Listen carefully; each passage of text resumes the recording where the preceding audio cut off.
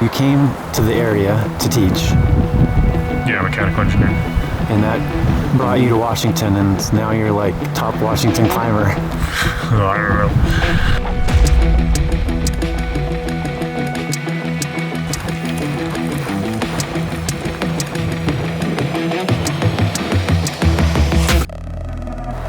Lately you've been surveying.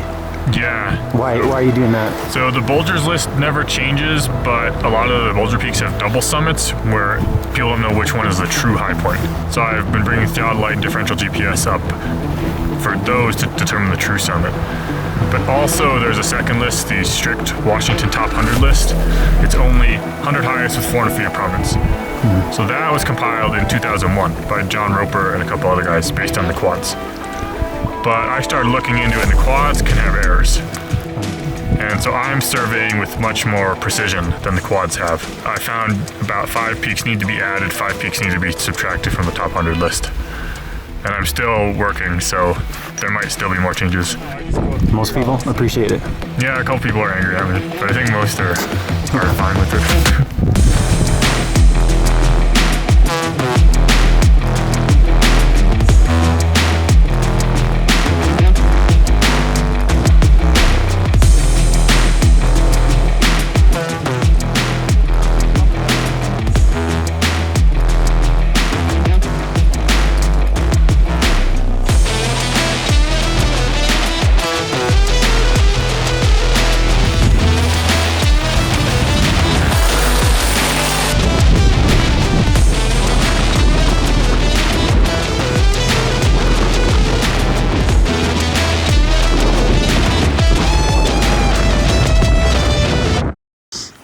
It's about 3:15 in the morning. Just met up with Eric. What are we doing today? I'm Big Snagtooth and surveys the elevation. Yeah, it's pretty simple. Did you get sleep? A little bit. Yeah, you got back at like 5 yesterday morning from St. Helens. Wow. And I had to be in Yakima. We got there like 7. We were picking up a girlfriend wanted a puppy. The top 100 list has only one rule. They must have 400 feet of prominence. But I'm trying to figure out, if you use the most precise equipment available today, what would be the 100 highest mountains with 400 feet of prominence? Well, I think we all thought it was 8333, right? That's what's on the clock. The latest LiDAR passed to 83.6 though. Maybe not anymore.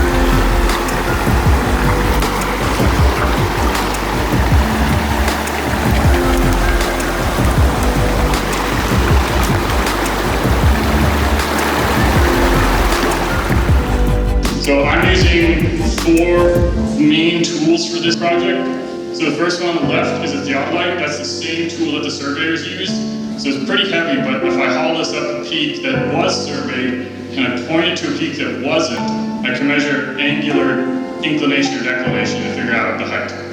So that was how I found 𝐒𝐿𝐢 is actually a lot higher than people thought.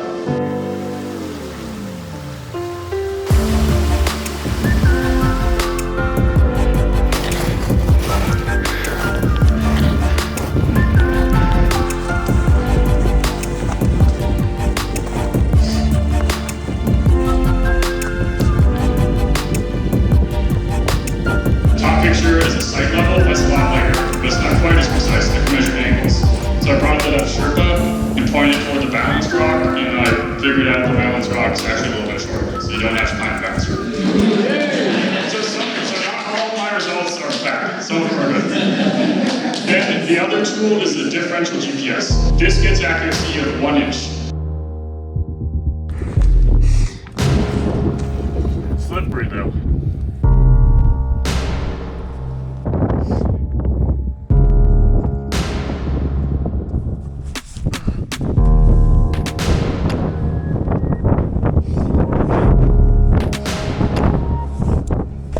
But yeah, the lichen is kind of slick, huh? Yeah, that's what I was worried about. It'll be easier now.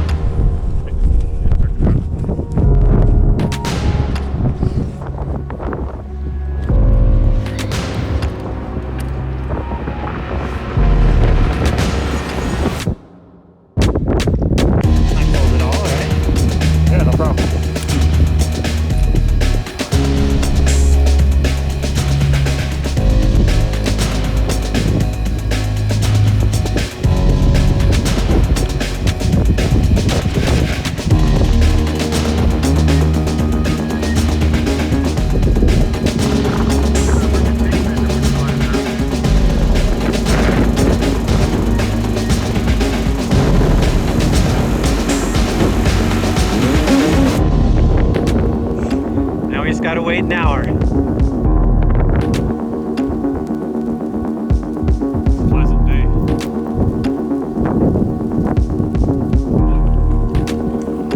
What else do you got? Cheese and salami. What do you got? Smoked ham, pepper jack, a lot of cream cheese, and fig butter. Never heard of that. I didn't want to post results that were inconclusive and then 1 week later just change it. Yeah, okay. But I think now so many people have been asking me what my results are, I should just publish it and say I'm going to go back. If I do a 6-hour measurement on each summit, I think I can do it without help from anyone else. That's a lot of time I'm killing on the summit. Yeah, it's interesting. If I just do like bring my bivy sack and take a nap up here. Yeah. What's your name? I'm Eric Gilbertson. So I kind of figured that the survey skills I built up in Washington, I can apply to country high points. So that's what I did this summer. Uzbekistan, the highest mountain was unknown. And I brought the survey equipment, surveyed the top 2 highest candidates, and figured out the highest one is actually a mountain that had never been climbed, had never been surveyed, and it was a 7-pitch 5/8 rock climb. I figured out that's the true high point with the survey equipment. And there's still a couple more countries like that I want to bring the equipment to. And why had it never been climbed, do you think? Well, the Soviet surveyors actually didn't survey it, they missed it. Back then, it was all part of the Soviet Union. So it wasn't as significant of a mountain, because it's just a 4,000 meter peak, and there are higher mountains across the valley in Tajikistan. It's on the border. So the maps they made, based on those, no one knew this was the high point. It was just a blank spot at the mountain. Based on satellite measurements, it looked like it was close, but too close to tell. You had to do ground surveys. So now I bet a bunch of people will go in there. It's a really good granite faces, good rock climbing. It's like Eastern Sierra, like East Face of Whitney kind of granite. It's pretty good. You could probably get 15-pitch rock climb out of that if you wanted. Wow. We just found the easiest route, which was like 7 pitches. But why? Why are you doing this? Sounds kind of fun. Combines like mechanical engineering and like a research project and mountaineering. It's like all the things I'm interested in, all at once. Oh, theodolite? Theodolite, yes. Oh no, that's a differential GPS. Oh, okay. It's like a domey thing. Yeah, a little antenna. with like legs. So you're gonna go up there and just get it and bring it down? I'll log the data and then bring it down. Okay. I'm gonna save it on the SD card. And then we'll skedaddle and be super efficient. If you want to start rappelling down, feel free. Okay.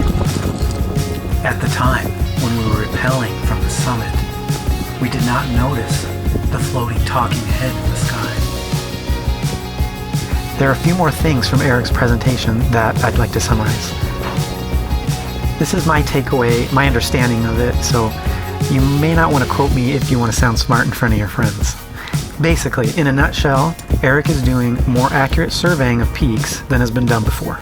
Each type of surveying tool has a margin of error, and with more modern tools has come more accuracy. He described 4 tools he's used to survey mountains.